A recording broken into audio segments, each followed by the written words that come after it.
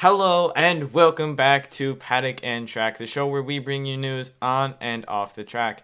I'm Max, and I'm joined, as always, by my lovely co-host, Amaan. What is up, guys? And we are back for our 20th episode. It's crazy. I feel like it hasn't gone that. It's gone pretty fast. I think so. Yeah. We're here now. It's been a long journey so far. It has. But we will keep it going. Very excited to continue. Yeah, definitely. And we also are back now with the Singapore Grand Prix. Yes. Personally, I'm not a big fan of Singapore. I actually like Singapore. I like the track a lot. See, I don't mind it, but whenever I play it on the F1 games, it always just kind of makes me angry. I always crash. I think it's see, that's a little bit of a skill issue here, Yeah. but I think it's a nice track. I think it is. It's alright. It's not too horrible. It's nice as a night track. It really does, like, the city and the track just look really nice at night, and I think that plays to the strengths of Singapore as a country, but also like that track. But I feel like as the tracks, like the street circuits go, I feel like that's like my favorite street circuit out of them. Yeah, because I feel like there's still enough overtaking opportunities. Yes. Especially this year, they've added a fourth DRS zone, which has been really helpful. It's right in Sector 3, so right towards the end of the track. And there is, like, a big straight there, and I always felt like, they kind of could use that. Yeah. And they just never had a DRS zone there, so now they've added that. Again, there's a lot of overtaking opportunities. It is still, at the end of the day, a tight and twisty street circuit. It is. But there are overtaking opportunities, which I appreciate.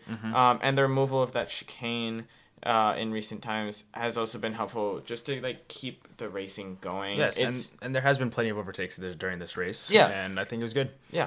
So looking at qualifying, we see Norris take pole, Yes. followed by Verstappen. So those two on the top, very close. Again, of course, that's important. We know that Norris hasn't had the best of starts most of the season, and Verstappen, we know, usually is pretty good off the start.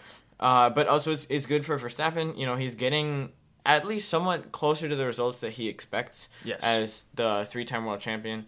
So he's getting up into P2. It's not pole, of course, and Norris is still faster, at least in over a single lap. But, there's still a good result for Verstappen, who's had some troubles recently. Yeah, and then we see a second row lockout by Mercedes. We got Hamilton in 3 and Russell in 4. Yeah, so interesting here, I feel like, because recently I think Russell's been kind of outperforming Hamilton. Yeah. But Hamilton here kind of flipped the tables on Russell. They're still close, right? Yeah. Of course, they are, third and fourth, but still I think that he's kind of changing up, and Hamilton's showing us why he is a 7-time world champion. Yes, definitely during qualifying that happened, but during the race, I think it was a different story. A little bit, yeah. We'll get into that a little later. And Piastri down in 5th, so it's still a good performance for him, considering who's in front of him, right? You've got the two Mercedes, you've got Max Verstappen and Lando Norris. I'm sure he would have liked to have gotten a little higher, just considering where Lando started, and then he was kind of stuck behind those Mercedes all race. And he seemed to have at least a little more pace than those two Mercedes. So unfortunate for him in terms of, like, getting up and getting some higher positions, but he still ended up still had a good result. Yeah. So it didn't hinder him too much. And then a surprising Haas in P6, Nico Hulkenberg. I think that's a pretty good showing for Haas. Yeah, I feel like Haas has recently had a couple of really good qualifying sessions. Yes. And that's really been great for them in terms of getting points, which are so valuable, especially for a team like Haas in their fight with, like, other teams like VCarb, and maybe if Williams can turn things around, maybe Williams will get in there too. Yeah. So those points are crucial, and your starting position really affects, especially, again, at a street circuit like this where it's a little more difficult to overtake. It's really important to have a good starting position. Yeah, I mean, we can't say the same, though, about Kevin Magnussen, who is all the way down in P14. Now, back after his ban from... so after his one race ban from his penalty points... he's back, but unfortunately it was not the best of races for him. Yeah. But we'll get into that a little later as well. We also see Alonso in 7th and Tsunoda in 8th. So Q3 results for both of them. They were kind of, in some ways, the bottom of Q3. As Leclerc, who was 9th, and Sainz, who was 10th. Sainz crashed in qualifying. And Leclerc had his time deleted for track limits. So not a great showing No, for definitely Ferrari? for Ferrari, it's kind of it was definitely bad for them, especially in Singapore. It's like, how do you get track Yeah. limits in Singapore? I don't Yeah, know, for sure. but if for Alonso and Tsunoda, that bumped them up, which is great. Yeah. Tsunoda, it didn't seem like had the pace to compete in that top 10 Mm-hmm. realm.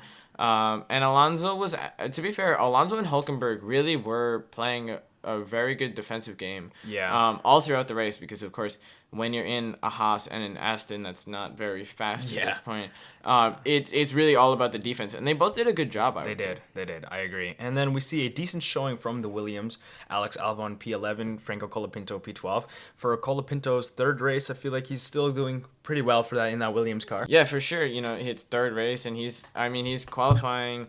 In this race, he was behind his teammate, but in Yeah. the past, we've seen him ahead of his teammate who has far more experience. And so yeah, P12 for him and P11 for Albon is not a bad result for Williams, who Yeah, have definitely. really struggled, especially in recent times. 100%. We see Perez in 13th place. So for multiple reasons, I think this is again a bad look for Perez. Yeah. First of all, he's behind Colapinto. So Oh. again, like we said, the man who's in his third race in Formula One has in a Williams Ahead has of- outqualified yeah. Perez in the Red Bull, who has like hundreds of races in F1. But then besides that, it's a Q2 knockout for him. So either way, regardless of who's in front of him, Yeah. get Q2 a knockout. Considering your teammate did pretty well at this qualifying. Now, Yeah. again, we have to take into account Max Verstappen is He's a three-time world champion, and Perez yeah. is not. But at the same time, they're in the same car, theoretically at least. They might have some upgrades that are not fully moved over to each car, but they should be in at least a pretty similar car. And Perez is just not performing on the same level. Yeah, it's just that it's just the same old every race. He seems to be going out Q2, Q3 a lot, and it's not up to par with the performance of the car. I mean, sure, it is not the fastest car, but Yeah. still, you are the second or third fastest car in the grid. You should not be going out in Q2 and 3. Yeah. And there's just no excuse. Yeah. And then we know that he had complained earlier in the season about problems with their car, and they never really addressed it because Max was still winning. And now that Max has started to fall off in terms of performance, I think they're finally going back and fixing that. But at the end of the day, it's still you're always directly compared to your teammate. Yeah. Right, because they have the same car, so the comparison is easy to make. And when you're not performing at the same level as your teammate, it's like, okay, so somebody's either doing really, really well, or one of them is just doing they're not doing the same standard. They're not up to the same standard. Yeah, So, I'd understand if Verstappen outqualified Perez like maybe by like 1 or 2 places, maybe 3 places. Yeah. But like a whole like 7, 8 places, or Yeah. like even more than that, like that's just inexcusable at Yeah. this point. yeah. Going down the rest of the grid, so the Alpines, a bad luck for them in qualifying. We've seen them have some recent performance gains, but Yeah. still 15th for Ocon, 18th for Gasly. Ricardo down in 16th, so not where he wants to be. We know there's a lot of rumors going around that he will be replaced with Liam Lawson. Yeah. Of course, that would be unfortunate for Ricardo, who's had a very long and at least somewhat successful career. Yeah. I would say pretty successful career. I think so. In F1, but when you compare him to his teammate, again, it's a similar situation to Verstappen and Perez. Slightly different. They're not as far apart, but you look at Tsunoda's P8 and Ricardo's 16th. Either way, it's a Q1 knockout for Ricardo and a Yeah. Q3 for Tsunoda, and so Yeah. it's just again, when you're compared to your teammate, it's hard to make an argument for Ricardo in this situation because he's just not at the same performance as Tsunoda. Yeah, and then we see Lance Stroll down in P17. Nothing surprising there. And then we also see the Saubers, Bottas and Joe, 19 and 20. Not as surprised there. Yeah. So the first thing that I noticed was that Hamilton and Ricardo were both starting on softs. Hamilton was a little more interesting, I thought, to start on the softs, up in P3. Yeah. And Ricardo down in 16th, so interesting. I guess what their thought was go short early, try and make up some places at the start, and then hope for a safety But car. it's just he didn't make up any places. It did not. It didn't really help them. Yeah. Neither of them really saw a big gain from starting on the softs, and they just had to pit earlier than everyone else. So Yeah. I think the start on the softs, it was a good idea, and I think they they had the right idea in mind, but it just didn't work out with like the lack of a safety car and things like that. It really just it did not work out. The gamble did not pay off. Not at all. Norris had a good start though. Yeah, he did. He led the entire race actually. Yeah. So I mean, he finally, I think it seems like he's finally figured out his starts. The one thing I feel like he hasn't figured out is how to lead on the formation line. I don't know. Maybe he has a plan. I don't know. I'm not Lando Norris. I'm not in his head. Yeah. But he is like real far ahead of everyone else. He was in turn 4. I heard the stat. He was like he was in turn 14, and then Joe down in last place. Last place. He is back in turn 9. So like he's like way ahead. It's kind of. And then he has to sit on the grid then for like 30 seconds, which really it doesn't sound that long, but it's like when your brakes are cooling off, your tires are cooling off, that's not great when you're in a Formula 1 car. Yeah. You don't want to be just sitting there for that long because everything gets hot or everything gets cool. It depends on the things, right? So like the engine will get hot, but the tires and the brakes will get cool, and neither of those are what you want. Not at all. And so it I don't know if he might have a plan. He might have a reason for doing that. Maybe the McLaren likes to sit there for a little longer. Maybe. But it seems like maybe he should try and go a little slower, back the grid up a bit, and just not have to sit on pole position for as long as he was. Yeah. And then we see Alonso and Leclerc going real wide through turn 1. It looked like maybe there was a little bit of contact, but they both had to take to the escape route. Well, I guess it's not really the escape route, but they have to go around a marker. And then they can rejoin the track. But it was an unfortunate start for both of them. It didn't hinder their race too much. Yeah. I feel like that area, that like escape area is pretty forgiving in terms of like losing time. So they didn't really have too much of a problem with that. We saw Piastri get kind of dive bombed by Russell going into turn 1, which Piastri was like barely able to keep that car in play. Yeah. It was. I mean, Piastri got a pretty good start, and then Russell was behind, and he was trying to. I think he was just trying to make that move into turn 1 because turn 1 is so chaotic. Anyways, you can kind of get away with whatever. And it worked out kind of, but only really because he had pushed Piastri just so far. I mean, he wasn't off the track, but still, Piastri had lost a lot of momentum, which really impacted the rest of his run through turn 1, and then he fell behind Russell. And he kind of stuck there for a lot of the race. It was. Yeah, and then we see Franco Colapinto up 4 places on the first lap. And that's pretty good for a rookie in this third race. Yeah. I mean, well, we saw Albon complaining. Yeah, I think Colapinto, he dive bombed Albon. Yeah. But I feel like Albon wants his teammate to kind of just support him. Yeah. I think part of it too is he hasn't really had a lot of contention from his teammate. I mean, he's had teammates like Nicholas Latifi, Logan Sargent in recent times. Yeah. You know, his teammate really has not been somebody who's like really a challenge to him necessarily. Yeah. I mean, in his rookie years, he wasn't like as good as Latifi, but now that he's grown and he's developed, I think, especially with Logan Sargent, his teammate was not a challenge to him. And now that Colapinto is at least close to the same level, I think he's starting to realize that, like, he actually, you know, I don't think he's okay with the fact that his teammate is going to challenge him, is going to dive bomb him. I think it's, like, exposing Albon for, like, what he actually is. Because we've seen, like, he's outperformed his teammate on every race these past couple seasons, but now we see an actual teammate, a competent teammate now to actually challenge him. This is now highlighting his shortcomings of Alex Albon. Yeah, definitely. And then Norris and Verstappen were really pushing actually. Yeah. Very early. They were both starting on the mediums, and they were pushing hard. Norris said he was at about a 6 on pace, which I assume they're kind of going on like a out of 10 scale. And he was kind of keeping Verstappen like close behind him, not too like outside of DRS, but not like crazy far away. And then they were like, okay, can you put 5 seconds on Verstappen? Which is kind of a crazy thing to think about. I mean, last year, if you said like catch up 5 seconds to Verstappen, that would be a challenge. Now it's like, they're like, could you just like put 5 seconds on him? And then we'll get away. The funny part is that they can too, because they have the car for it. Yeah, which is a crazy part. Yeah, and so we saw Norris not only put 5 seconds, but then it became 13, and then it became like 21. and then It was very impressive from Norris because it really looked like Max Verstappen last year. This whole race, it reminded me of watching Max Verstappen last year and just seeing how far away he would pull from everyone else, even from second place.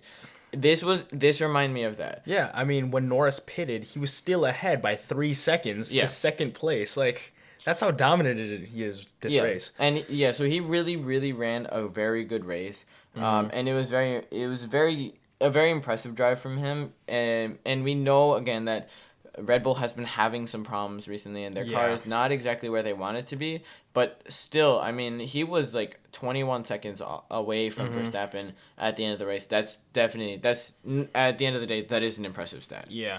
And then we've mentioned this before about Perez's struggle. He was struggling to get past Franco Colapinto's Williams. Yeah.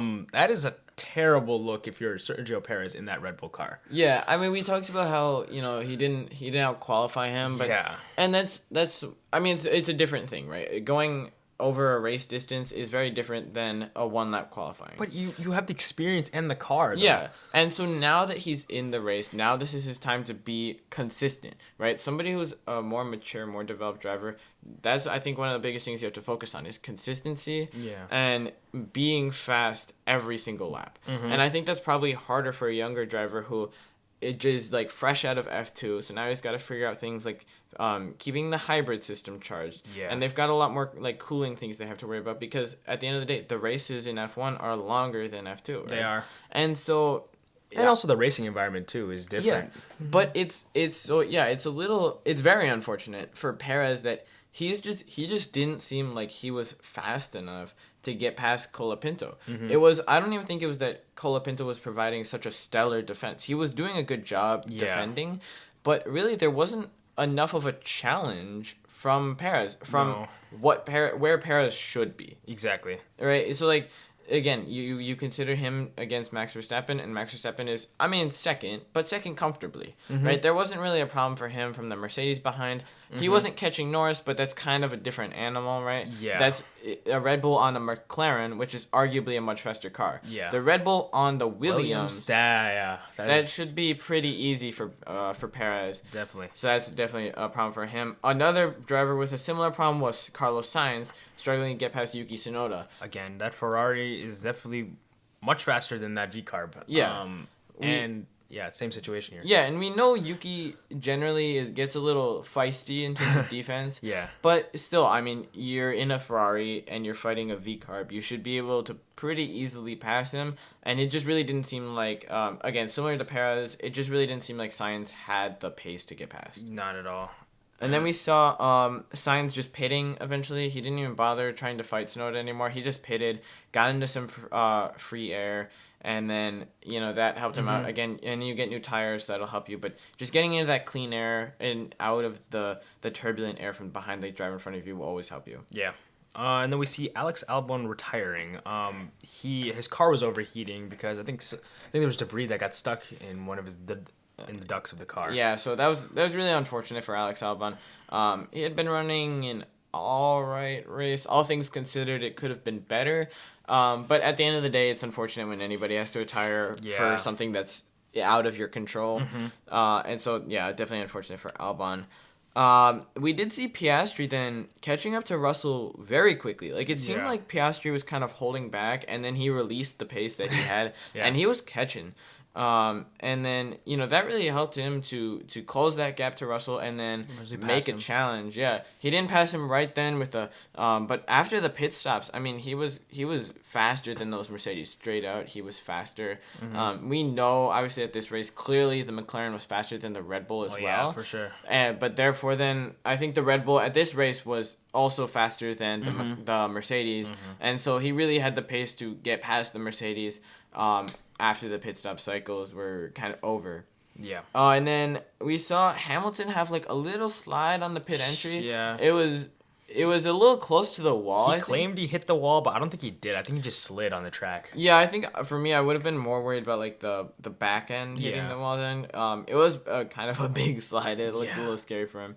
But then we also saw Hamilton after the pits saying that he was struggling on those new hards. Yeah. Part of that might have been like the tire warm up, but I think really the hards were not as good as the mediums, and I think he just hadn't totally adjusted to that yet. Yeah. But yeah, we know he was struggling on those hards. It seemed like not everyone else was struggling on those hards.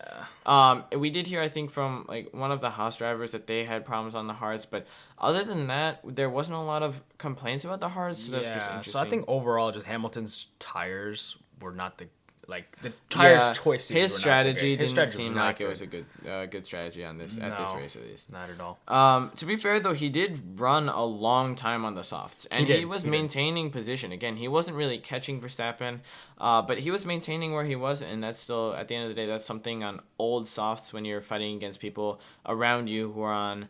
The same age, but mediums, which will last you much longer. We also saw Leclerc, another driver stuck behind some other drivers that they probably should be able to get past. Leclerc stuck behind Alonso and Hülkenberg. Now, this one I think Leclerc is less to blame. Yeah. Because you have Alonso and Hülkenberg in front of you, and they were both doing a really, really good job of defending. But it's hard when So Hülkenberg's defending from Alonso, and now Alonso is trying to defend Leclerc, but he's also trying to attack Hülkenberg. So it's kind of hard as the third driver in there in that sort of DRS train to get in there and kind of fight for position unless you really get like very close to them. So unfortunate for Leclerc because it really held him up and might have impacted his ability to get a better finishing position. Yeah. Especially as they need those points in the constructor standings to catch up to Red Bull hopefully. We also saw Piastri right on the back of Russell, and then at that point, Russell just ended up hitting, which I think was a smart move for him, just to get off those older mediums and avoid the threat of the undercut from Piastri behind him. So that was really important for him. And then we saw Perez having a bit of a lack of grip on his older hards towards the end of the race, and that really was unfortunate for Perez, who already didn't have a good race, and now he's struggling on the tires. That was not great for him. And then we see Kevin Magnussen he hit the wall. It looked like it wasn't that hard of a hit in some of the angles, but then one angle you just saw it like completely hit the wall, and he got a puncture in his tire. Yeah, so that was unfortunate. Some of the teams were hoping for maybe a safety car, especially Ferrari with Leclerc.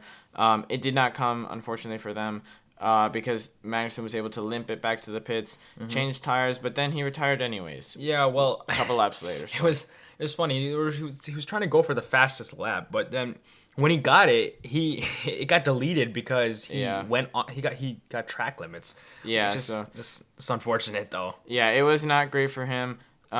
Because really, pitting then it didn't end up actually helping him. So, that was not great. And then I think we have one more thing really to talk about, which is Ricciardo ends up getting the fastest lap. Yeah. And now he's of course outside of the top 10. He pitted, so he was effectively last. Yeah. But I think we have to talk about is now the FIA for the next season has voted to remove the fastest lap point. Yeah, interesting decision to say the least. I don't know why they would do that. I feel like it was interesting and it like made drivers like go for push a lot more. But I feel like removing it is an alright idea. I mean, it's not a bad idea. I don't think it just affected anything. I think the biggest reason why it at least kind of makes sense to me is that it's not really fair to the drivers in the top 10 because they don't have that kind of gap, right? They're fighting for points. They might be close with people around them. They don't have the luxury of being able to just be in like whatever. Even if you're in like 12th but you like really behind, like really far behind 11th and 10th, and you're like, okay, I'm just gonna pit and put on softs and take that fastest lap. It's not really now fair for those people in the front who don't have the luxury of being able or the time to pit and come back out in a position where they can still fight for points. I feel like a better one would have been if they just opened the fastest lap up to the entire grid. Anybody because it just makes the bottom of the grid like more motivated too to like push and like try to see what they can do. Yeah. I mean, it's just because what we're looking at is in the top 10, we're just trying to see who finishes in the top 10. We just forget about who's in the rest of the grid. So if they implemented the fastest lap point so that anyone could get it, I feel like it'd be cool. It's still just unfortunate then for the top 10 because they're the ones, again, who are fighting for points. And so they just don't have, again, if you're in like 13th, you could just pit because you're not worried about fighting for points, and then come back out on fresh tires. So I think it's, at the end of the day, it's probably the right decision. Yeah. To just remove the point, and then it just makes everybody's life easier. People will complain less, especially in this case. McLaren is really complaining because they got a V-carb driver who's now taking points away from McLaren, therefore kind of helping Red Bull because they're the junior team as well. Yeah, and taking a point away from Lando Norris, helping Max Verstappen in the championship. So, will Norris be able to catch Verstappen? It's kind of up in the air right now. We'll see, though. It's possible. Yeah, and will this 1 point really matter? Again, we'll see. Unless it's 2021, like a 2021 situation. Yeah, I mean, but we'll see. I think it's a step in the right direction to take the point away, and we'll see because especially not next year, but in 2026 with the new regulations, we'll see how that affects things too. So I'm excited with these new regulations and new rules that they're changing. I think we'll get into a little more of a discussion on the regulations in probably the next episode. But I think it'll be interesting to see the future of F1 and where it kind of goes from there. 100%. Looking now at the finishing order of the Grand Prix, Norris wins by like 21 seconds. A very dominant performance from him all weekend. He really showed why he thinks at least that he should be he is a world championship contender. Again, we'll see as we continue throughout the season. I think his biggest problem is maintaining consistency. Yeah. We always talk about consistency, I think, in Formula One. It always goes back to George Russell and his quote of consistency is key. Yes. I think, though, it really does apply in almost every situation, whether it's qualifying, race pace. Either way, I think this is really a situation where you need consistency because Norris just does not have that. And if he wants to be a real challenger in the Drivers' Championship, he needs to be consistent. Yeah, I feel like this is his only real chance, too, because I don't think the McLaren's going to last as the fastest car like this forever. And we will see for sure. Yeah. Verstappen in second. So, again, a good performance from him considering where the performance of that car has been. Yeah. And then Piastri coming up to third. So, he was able to make it past both of those Mercedes even after the pit stop when he came up behind both of them. So, a very good performance by Piastri. A little bit more off the radar. But he ran a solid race, making up the places that he needed to, and a well-deserved podium for him. Russell in fourth, so he seemed to have more pace this weekend than Hamilton, at least in the race, not necessarily in qualifying, but in the race. And Leclerc coming up to fifth, so even after some problems that he had, some drivers he was stuck behind, he managed to make it up to fifth, and ahead of Lewis Hamilton in sixth. Unfortunate. Yeah, really, it's not good for Hamilton. Of course, he might not really care as much how Mercedes feels as he's moving teams at the end of the season to Ferrari. But still, Leclerc faster than Hamilton this race, just flat out with his pace was better. And then we see Sainz in P7. So actually, I think a really good recovery drive from Carlos Sainz. He dropped a lot of places at the beginning of the race, and then he was down to almost last at some points. And he drove a good race to bring it back up to 7th and score some points for Ferrari. Yes. As they hope to catch up to Red Bull in the Constructors' Championship and, of course, get more money for themselves next season. Yes. And then we see Fernando Alonso in 8th, Nico Hülkenberg in 9th. So picking up some good points for their teams. Yes. Again, like I said, with Haas especially, I think getting those points is important as they're fighting with V-Carb, who recently has not been getting the most points, which is helping Haas, certainly. And then after that, there's kind of a big gap from that. But, especially when you're fighting with those lower teams, again, V-Carb, Haas, maybe Williams at some point, it's important that you get even those small points. It's really important. Yes. And Sergio Perez in P10. It's not the performance that they'll be looking for. Yeah. He made up a couple places, so there is that. But he got past Colapinto. So at some point, But still, when you're a Red Bull driver and you're finishing 10th, you're picking up 1 point. It's not it's not really the what you want for sure. Yeah. And then Colapinto in 11th. So, I mean, yes, he was outside the points, but just barely. And he drove a good race. He started from 12th, so he did make up 1 place. But he ran in the points for a while, and considering he was mostly fighting with Sergio Perez, I think he did a good job. Yeah, I applaud him. He's doing really good so far in his young F1 career. Yuki Tsunoda down in 12th, so unfortunate for him, he dropped 4 places throughout the race. He would have liked to have picked up some points, but it seemed to be that he was like very like, I don't know, he was like kind of like very aggressive this race. He did seem on a his little radio upset. too. Yeah. So I think he had some problems with the strategy calls that they were making, but not what Tsunoda will have wanted. Ocon in 13th, Gasly down in 17th. So not the best weekend for Alpine. Ocon, of course, did make up a couple places, but when you're in 13th, it's not really that big of a deal. Stroll in 14th, Zhou in 15th, so not in last. It's interesting to see that both Saubers are not last. 15th and 16th for the Saubers. And then Daniel Ricciardo finishing in 18th with that fastest lap. Effectively last place as Magnussen and Alex Albon did not finish the race. Yes. All right, well, I think that wraps it up for us. It was a great 20th episode, I would say. I agree. And we will see you for the next one. Goodbye.